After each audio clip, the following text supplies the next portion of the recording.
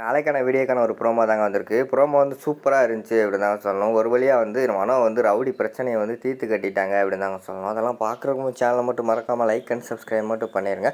First எடுத்தோன்னே வீட்டில் வந்து நம்ம எலியில் வந்து கடுப்போட இருக்கிற மாதிரி காட்டிக்கிட்டு இருக்காங்க. எப்படி அவன் உண்மையை சொல்லாமல் போனான், என்னை மட்டும் விட்டுருந்தா அவனை கொலை பண்ணியிருப்பேன் அப்படிங்கிற மாதிரி சொல்லிவிட்டு அவங்க வந்து பிளான் போட்டுக்கிட்டு இருக்கிற மாதிரி காட்டுறாங்க. அந்த இடத்துல வந்து நம்ம இவங்க சுடர் வந்து வராங்க. சார் என்ன சார், அவனை தீர்த்து கட்டிட்டா உண்மையான குற்றவாளி யாருன்னு நமக்கு தெரியாமல் போயிருமே சார் அப்படிங்கிற மாதிரி சொல்லிக்கிட்டு இருக்காங்க. இங்கிட்டு பார்த்தா மனோ வந்து இவ வேற சும்மா இருக்க விட மாட்டாளோ, இவ தான் தூண்டி தூண்டி விட்டுக்கிட்டு இருக்கா அப்படின்னு சொல்லிட்டு அவங்க வந்து யோசிச்சுக்கிட்டு இருக்காங்க. அங்கிட்டு வந்து மனம் வந்து யோசிச்சுக்கிட்டு இருக்காங்க, எப்படியாவது வந்து கோர்ட்டில் போய் எப்படியாவது உண்மையை வாங்கிட்டாங்கன்னா நம்ம தலை தான் உருளும். கல்யாணத்துக்கு வேறு ஏற்பாடு பண்ணியிருக்கோம், இது மட்டும் தெரிஞ்சு போச்சுன்னா கடைசியில் வந்து கல்யாணமே நடக்காமல் போகிறதுக்கான வாய்ப்பு ரொம்ப இருக்குது. இப்போ என்ன பண்ணலாம் அப்படின்னு சொல்லிட்டு யோசிச்சுக்கிட்டே இருக்காங்க.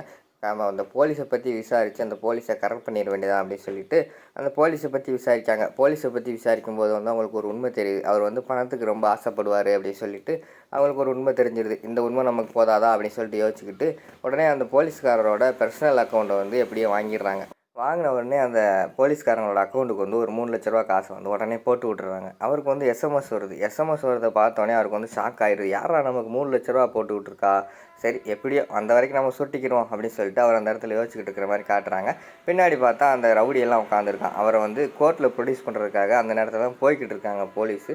திருப்பி வந்து நம்ம அந்த போலீஸ்காருக்கு வந்து ஒரு ஃபோன் வருது. யார் ஃபோன் போடுறாங்கன்னு பார்த்தா நம்ம மனோ வந்து கால் பண்ணுறாங்க. கால் பண்ணிவிட்டு, என்ன சார் உங்கள் அக்கௌண்ட்டுக்கு ஒரு 3,00,000 கிரெடிட் ஆகிருக்குமே அப்படிங்கிற மாதிரி கேட்ட உடனே, ஆமாம் மேடம், நீங்கள் யார் கிரெடிட் ஆகிருக்கு அப்படிங்கிற மாதிரி கேட்குறாங்க.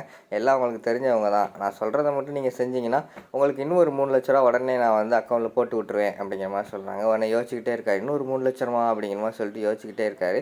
உடனே வந்து யோசிச்சுட்டு, சரி நம்ம வர்ற வரைக்கும் நம்ம வாங்கி வச்சுக்கிறோம் அப்படின்னு சொல்லிட்டு, சரி மேடம் சொல்லுங்கள் நான் என்ன செய்யணும் அப்படிங்கிற மாதிரி கேட்ட உடனேயும், இப்போ நீங்கள் கோர்ட்டுக்கு ஒரு ரவுடியை கூட்டு போய்கிட்டு இருக்கீங்களே, அந்த ரவுடி வந்து கோர்ட்டுக்கு போகக்கூடாது, இடையிலே எங்கேயாவது வச்சு அந்த ரவுடி எப்படியாவது தப்பிக்க விட்டுருங்க அப்படிங்கிற மாதிரி சொல்கிறாங்க.